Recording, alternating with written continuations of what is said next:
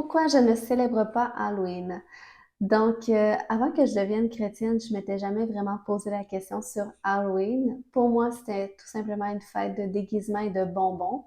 Mais lorsque je suis devenue chrétienne et que j'ai remarqué que la majorité des chrétiens ne célèbrent pas Halloween, eh bien, ça m'a amené à me questionner sur la raison de pourquoi est-ce que je choisirais de célébrer ou non cette fête. Donc, j'ai fait mes propres recherches et finalement, je suis allée voir directement c'est quoi les origines de cette fête.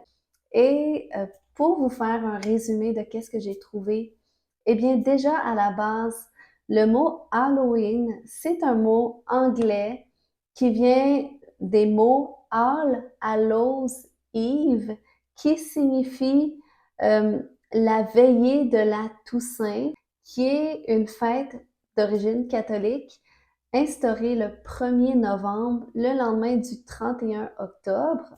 Puis, lorsqu'on regarde l'origine de cette fête, eh bien, c'est une fête d'origine celtique et irlandaise qui s'appelle à l'origine Samhain.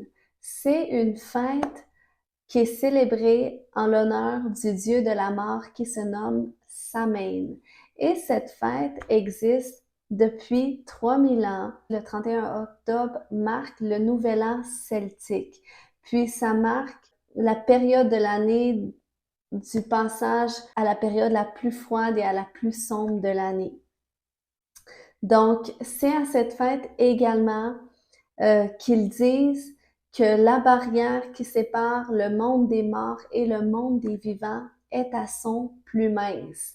Donc, c'est comme ça qu'ils ont instauré une fête cette journée-là pour vénérer le dieu de la mort.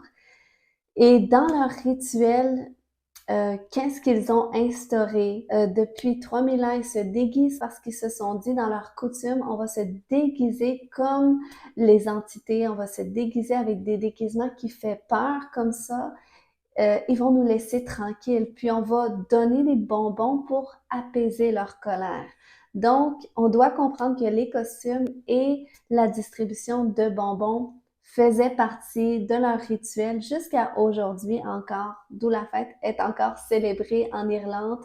Et maintenant, on voit qu'elle est célébrée comme ça partout dans le monde.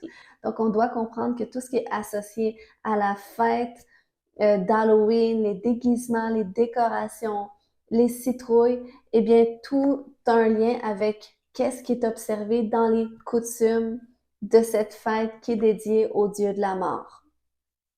Maintenant, qu'en est-il de l'impact aujourd'hui en 2023? Eh bien, si on regarde, même si la majorité des gens célèbrent Halloween pour les déguisements et pour les bonbons sans y rattacher aucune connotation spirituelle, eh bien, ce sont les mêmes coutumes qui sont observées. Puis, ils disent, en tout cas selon leurs croyances, que le fait de se déguiser en monstre ou en choses comme ça, effrayantes, ça repoussait les mauvais esprits. Mais en réalité, ça les attire, le fait de se mettre comme ça. C'est pas vrai que si tu accroches des fantômes sur ta maison, tu vas les repousser. Au contraire, tu vas les attirer.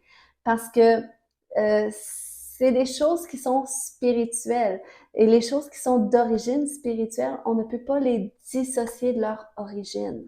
Donc, ça fait que tout ce qui est mis en place à travers cette célébration d'Halloween sert à vénérer ce Dieu, sert à invoquer ce Dieu de la mort. Donc, ce qui veut dire que même si on voudrait donner une autre définition à la fête de l'Halloween, qu'on voudrait se déguiser avec des beaux déguisements inoffensifs, qu'on voudrait juste regarder le bel aspect de déguisement bonbon, les enfants ont du plaisir, eh bien, on ne peut pas le faire parce que c'est une fête qui est dédiée à ces origines-là que je vous ai expliquées. Puis, c'est vraiment quelque chose de réel qui se produit dans le monde spirituel. Puis, quand je regarde, moi, je viens du Québec, puis au Québec, par exemple, on peut voir que durant les soirs d'Halloween, il y a eu beaucoup d'événements tragiques qui sont arrivés.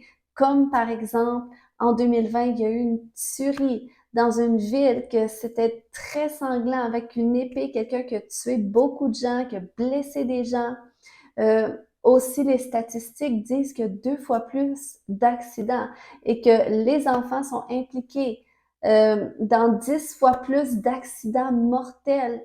Donc, c'est vraiment parce qu'il y a un aspect spirituel rattaché à cette fête qui est malsain.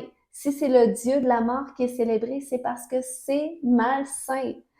Puis, quand on regarde les enfants aujourd'hui, comment est-ce que les enfants sont tellement comme sensibles à qu'est-ce qui les environne, puis on sait qu'il y a beaucoup d'enfants qui sont perturbés. Combien est-ce qu'il y a d'enfants qui sont médicamentés? Je sais qu'il y en a qui n'ont pas le choix de l'être pour X raisons, mais c'est assez important de voir comment est-ce que des enfants qui souffrent d'anxiété, qui souffrent même de dépression, des enfants qui ont des pensées de mort, des pensées suicidaires, des enfants qui font des cauchemars, des terreurs nocturnes à répétition. Puis je sais qu'on normalise souvent ces choses-là, mais ce qu'il faut savoir, c'est que les enfants sont très sensibles lorsqu'ils invoquent le monde spirituel, lorsqu'ils donnent accès au monde spirituel des ténèbres, ils viennent tout de suite chercher à avoir une certaine emprise sur eux.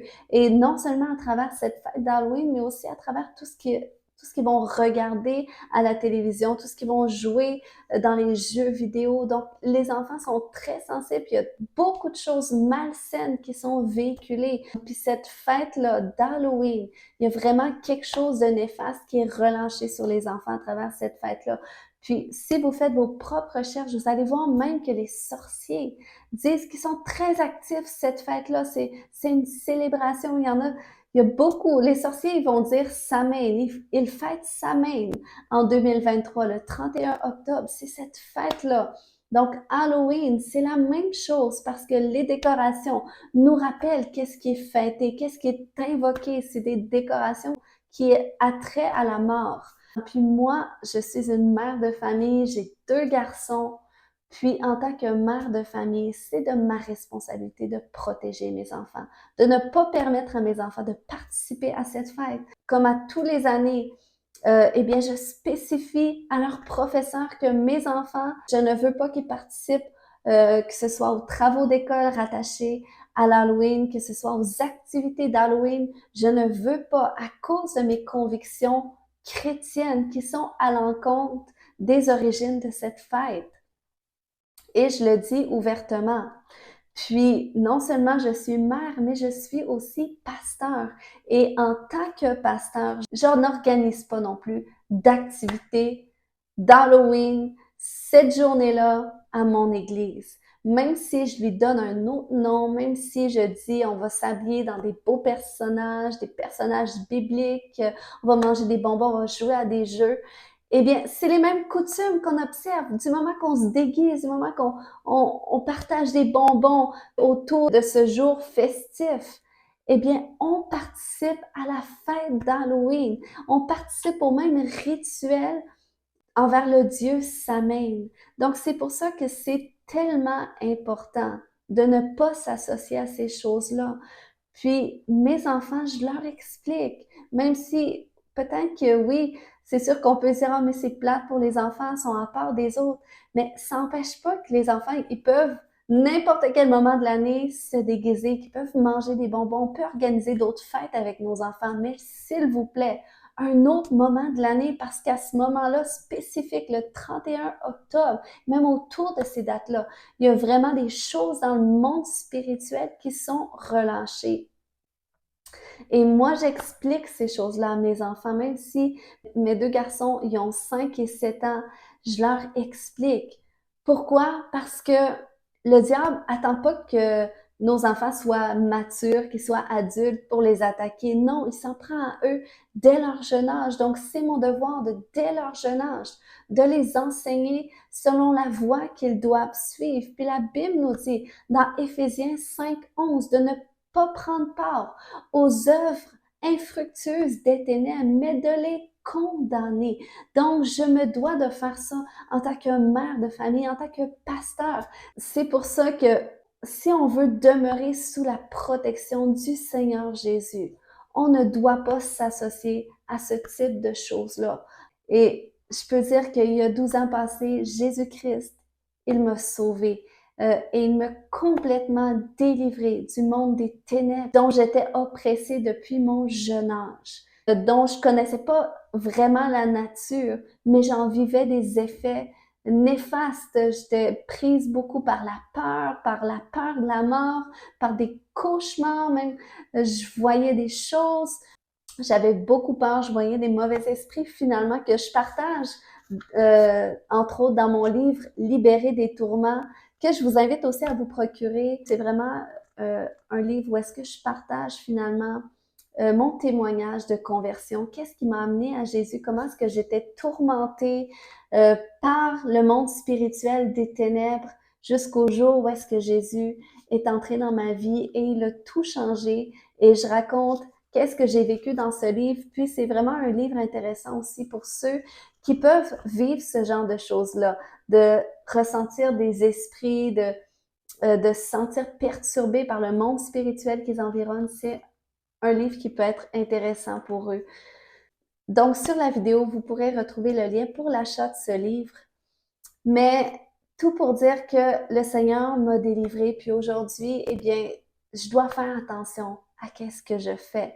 Je dois discerner qu'est-ce qui est bien de qu'est-ce qui est mal, qu'est-ce qui plaît à Dieu, de qu'est-ce qui déplaît à Dieu. Pourquoi? Parce que je veux demeurer sous la protection du Seigneur. Et je sais qu'aujourd'hui, le sang de Jésus-Christ qui a été versé à la croix pour nos péchés, pour dépouiller toutes les œuvres des ténèbres, pour dépouiller le pouvoir de tous les mauvais esprits. Je sais qu'aujourd'hui, il est encore autant puissant pour nous protéger, nous, nos familles, nos maisons, pour nous couvrir de sorte que l'ange de la mort ne puisse frapper. Donc, j'aimerais vous encourager à vous approcher de Dieu, puis j'aimerais ajouter que si vous êtes un enfant de Dieu, vous avez autorité sur le monde spirituel qui vous environne.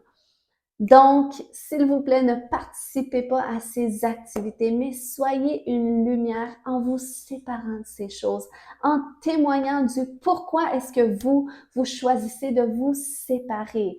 Puis, laissez-moi vous dire que par vos prières, par votre témoignage, par votre exemple, les choses autour de vous vont changer. Même les familles autour de vous vont pouvoir bénéficier de la lumière de Christ qui est en vous. Et en ce mois d'octobre, le monde a besoin de voir la lumière de Christ. Et même, j'aimerais ajouter que de la même façon qu'ils disent que durant ce mois d'octobre, que la barrière entre le monde des morts et le monde des vivants est à son plus mince, eh bien, moi, j'aimerais dire que dans ce temps d'octobre, la barrière entre la manifestation du royaume de Dieu et notre monde naturel est à son plus mince. Donc, c'est un moment propice pour que des miracles se produisent. C'est un moment propice pour que les révélations de Dieu viennent plus facilement, la conviction du Saint-Esprit vienne plus facilement dans les cœurs à travers votre témoignage. C'est un mois propice pour que des conversions se produisent. C'est un mois propice pour que des miracles se produisent. C'est un mois propice pour que des délivrances se produisent aussi à travers de vos prières. Parce que c'est la puissance du Dieu qu'on sert et on sait que le diable copie les choses de Dieu. Donc, moi, je prends ce temps-là pour dire que c'est un mois où est-ce que nous, en tant qu'enfants de Dieu, nous sommes plus fertiles à porter du fruit du royaume de Dieu qui change la vie des gens autour de nous. Donc, que Dieu vous bénisse abondamment, qu'il vous remplisse de sa paix, de son amour, de sa force, de son courage pour tenir ferme dans vos convictions. Soyez bénis.